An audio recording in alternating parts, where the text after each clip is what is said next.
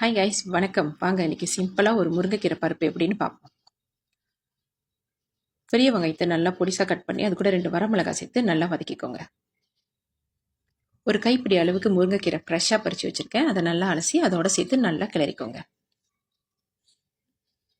இப்போது உங்களுக்கு எந்த பருப்பு பிடிக்கும், பாசிப்பயிறு இல்லை சில பேர் கடலை பருப்பு வைப்பீங்க. எந்த பருப்பாக இருந்தாலும் நல்லா வேக வச்சு அது கூட சேர்த்து நல்லா கிளறிக்கோங்க. தேவையான அளவு உப்பு கலந்து அதையும் கொதி வர்றதுக்கு முன்னாடி நல்லா கலந்து விட்டுக்கோங்க. இப்போது நான் 1.5 கப் அளவுக்கு தண்ணி ஊற்றுறேன். 1.5 கப் அளவு தண்ணி ஊற்றி நல்லா கலந்து விட்டுக்கோங்க. இப்போது 1/2 டீஸ்பூன் மஞ்சத்தூள், 3/4 டீஸ்பூன் பெருங்காயத்தூள் கலந்து நல்லா கிளறி விட்டுக்கோங்க. பாருங்க, இந்த அளவுக்கு இருக்கணும். தண்ணியாக இருக்கா? ஓகே. இப்போ நம்ம என்ன செய்யணும், ஒரு துண்டு இஞ்சை வெட்டி நல்லா இந்த கொதி வர ஸ்டேஜில் போட்டுருங்க. அது உள்ள போட்டு நல்லா கிளறி விட்டுக்கோங்க. பாருங்க, இப்படி தண்ணியாக இருக்கிறது நல்லா கொதி வந்தோடனே திக்காக இருக்கும். ஸோ இதை சாதத்தோடு நீங்கள் சாப்பிடும்போது, அப்பளம் வச்சு சாப்பிடும்போது சூப்பராக இருக்கும்.